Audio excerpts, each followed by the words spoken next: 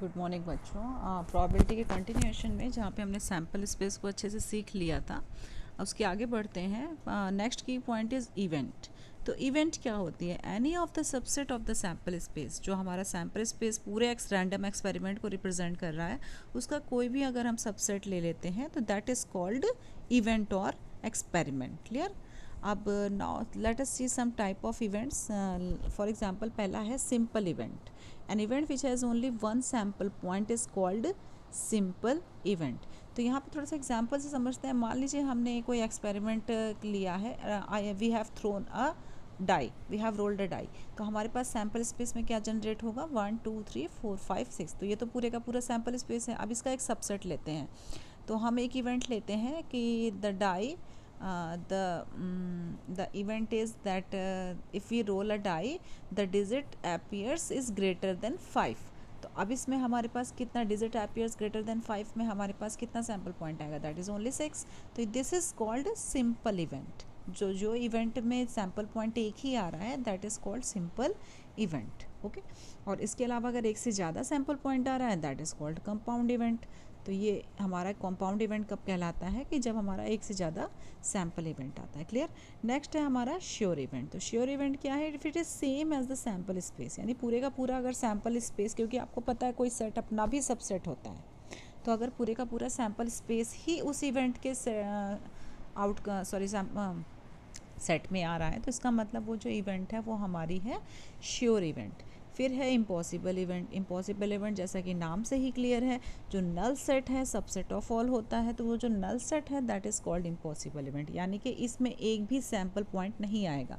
तो अगर डाई वाला एग्जांपल ले लेते हैं और हम इवेंट ले लेते हैं the number appears is greater than 6, तो इट इज़ इम्पॉसिबल। इसके सैम्पल एक भी सैम्पल पॉइंट जो है वो इसके फेवर में नहीं आएगा।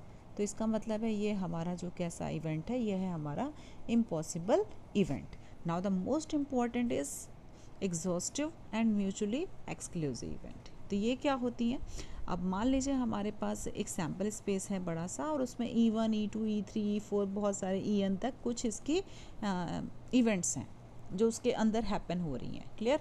तो अब अगर मान लीजिए E1 E2 E3 E4 जितनी भी हैं, इनका सबका यूनियन करने पर हमें वापस से सैम्पल स्पेस फाइंड आउट हो रहा है, तो ये सारी इवेंट्स कहलाती हैं म्यूचुअली एग्जॉस्टिव इवेंट। क्या कहलाती है? Exhaustive event. फॉर एग्जांपल अगर हम कोई डाई थ्रो कर रहे हैं, तो डाई थ्रो करने में मैंने E1 ले लिया, the number appear is even, और E2 ले लिया, the number appear is odd. अब अगर दोनों को कंबाइन करें तो देखो E1 में हमने क्या लिया था? Even number. इवन नंबर का मतलब 2 4 6। क्लियर? ये हमारे सैम्पल पॉइंट आएंगे E1 के फेवर में। और E2 हमने क्या लिया था? ऑड नंबर डाई को थ्रो करने में। तो हमारे E2 के फेवर में कौन आएगा? 1 3 एंड 5। और दोनों को अगर यूनियन कर दें, तो दोनों का यूनियन जब करेंगे तो हमें मिलेगा 1 2 3 4 5 6, यानी कि पूरे का पूरा सैम्पल स्पेस एक डाई के थ्रो करने का। तो वो सैम्पल स्पेस पूरे का पूरा वापस से मिल रहा है। इसका मतलब E1 E2 जो है वो एग्जॉस्टिव इवेंट है। Okay. Now what is mutually exclusive? Mutually exclusive वो इवेंट होती हैं जिनमें एक भी कॉमन सैम्पल पॉइंट ना हो। तो अभी अभी मैंने जो E1 E2 का एग्जाम्पल लिया था, इवन नंबर और ऑड नंबर, ये आपस में म्यूचुअली एक्सक्लूसिव भी हैं। म्यूचुअली एक्सक्लूसिव क्यों है? क्योंकि अगर हम इनका इंटरसेक्शन करते हैं, इवन नंबर ऑड नंबर, तो there is no number in the word that is at a time even as well as odd. Clear? तो E1 E2 का इंटरसेक्शन जो है वो नल सेट हो जाएगा। तो हमारा जो है E1 E2 जो मैंने अभी एग्जांपल लिया था, that is called mutually exclusive event. ये आपको फिगर से ज़्यादा समझ में आएगा। देख लीजिए, यहाँ पे एक सैम्पल स्पेस को हमने रेक्टेंगल से रिप्रेजेंट किया है, उसमें E1 E2 E3 E4 हमने बहुत सारे ये जो पार्टीशंस कर दिए हैं। तो उसमें हम देख रहे हैं कि E1 E2 E3 में हमने कुछ कॉमन नहीं लिया है। क्लियर? सॉरी, कोई कॉमन पॉइंट नहीं है। और अगर हम सारे E1 E2 सबको En को इकट्ठा कर दें तो पूरे का पूरा सैम्पल स्पेस बन जाता है। तो यहाँ पे it is an example of all the mutually exclusive and mutually exhaustive events. Clear? अब म्यूचुअली एक्सक्लूसिव म्यूचुअली एग्जॉस्टिव को पहले थोड़ा सा समझ लेते हैं। फॉर एग्जाम्पल यहाँ पे दिया है क्वेश्चन नंबर 8, देखिए, अ coin is tossed 3 times. Consider the following events. Even head and tail occur alternatively. E2 head appears exactly twice, E3 head does not appear on any toss and E4 head appear only on the first toss. Clear? तो हमें इसमें से क्या find out करना है, E1 union E2, E1 union E3, E2 union E4. तो सबसे पहले हमें क्या करना पड़ेगा, सबसे पहले हमें E1 E2 इन सब को जो है वो पूरी तरह से डिस्क्राइब करना पड़ेगा. तो E1 क्या कह रहा था, E1 हमें ये कह रहा था कि head and tail occur alternatively. तो सबसे पहले हम सैम्पल स्पेस जनरेट करेंगे. सैम्पल स्पेस देख लीजिए इसका क्या हो सकता है. सैम्पल स्पेस में हमारे 8 पॉइंट आएंगे. सैम्पल पॉइंट देख लीजिए क्या संभावनाएं हैं अगर.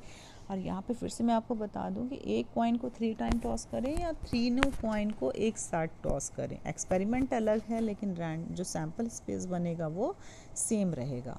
तो हमारे सैम्पल स्पेस में 8 सैम्पल पॉइंट है. तो इवन क्या होगा, अल्टरनेटिवली हेड एंड टेल अगर आ रहा है तो आप देख लीजिए ये दो ही संभावनाएं हैं, H T H and T H T.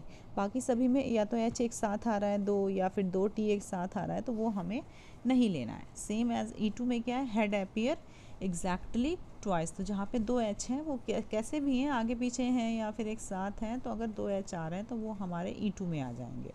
E3 में क्या है कि एक भी हेड नहीं आना चाहिए. एक भी हेड नहीं आना चाहिए का मतलब तीनों टेल हैं. तो E3 में हमारा टी आ गया. और E4 में क्या है, head appears only on the first toss.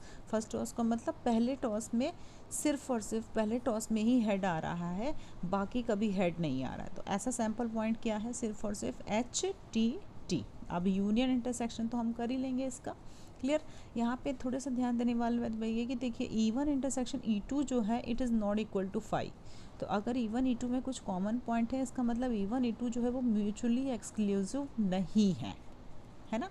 E1 E3 में हम देख रहे हैं दे आर नल, इंटरसेक्शन जो है वो नल सेट है. तो इसका मतलब इनके बीच कोई भी कॉमन पॉइंट नहीं है. तो you can say E1 E3 are the mutually exclusive event.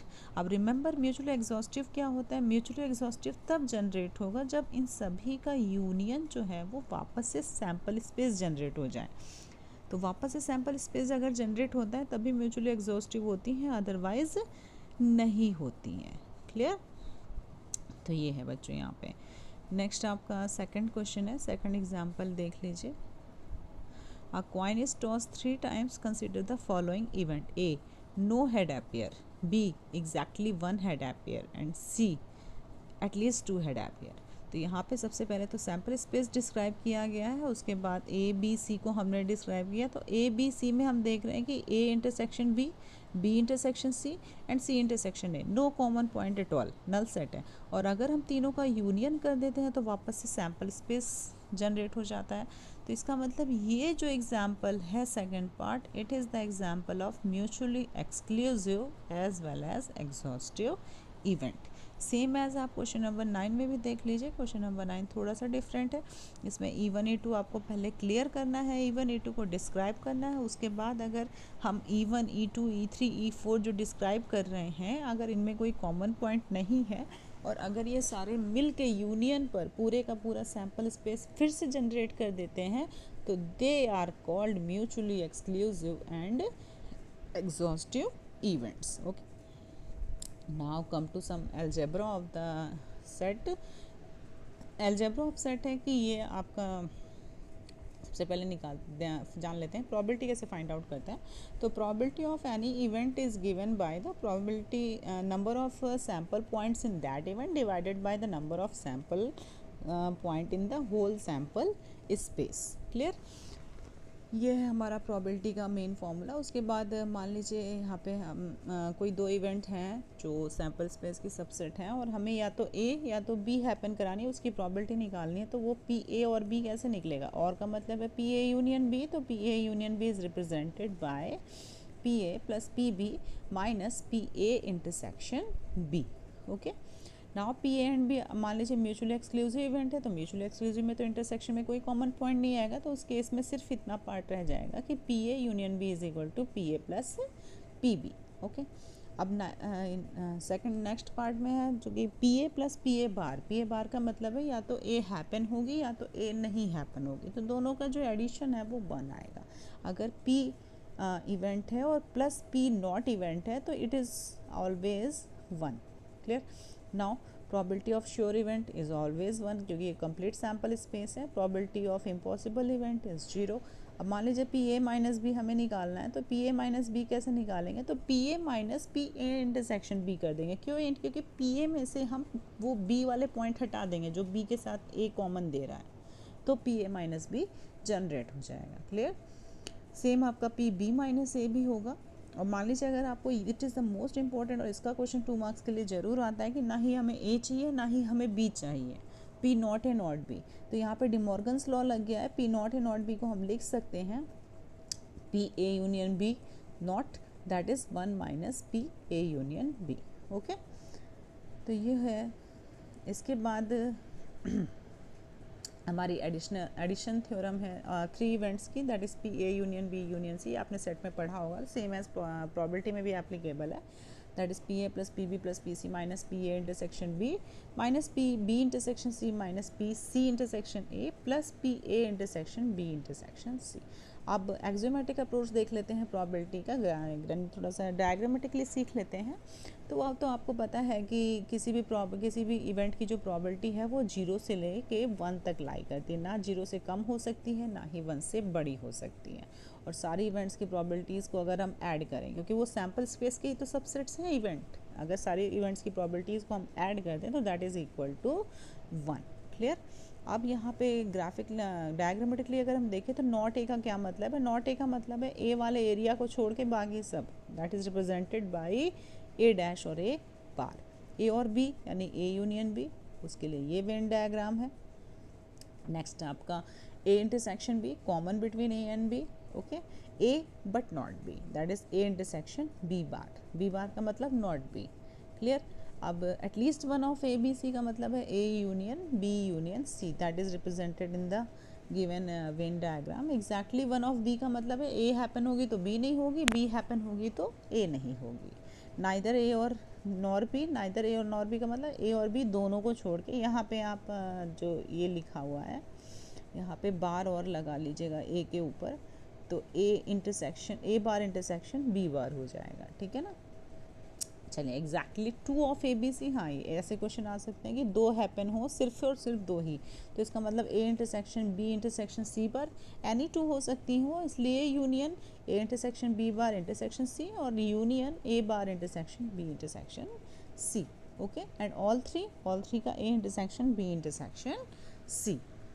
Now यहाँ पे एक चीज़ इंपॉर्टेंट नोट है, 1 मार्क के लिए हो सकता है important note. The card J Q and K are called face card. पहले भी आपको बताया गया होगा. There are 12 face cards in a deck of 52 cards and there are 64 square in a chess board, 32 white and 32 black. तो total n digit number is equal to 9 into 10 raise to power n minus 1. Clear?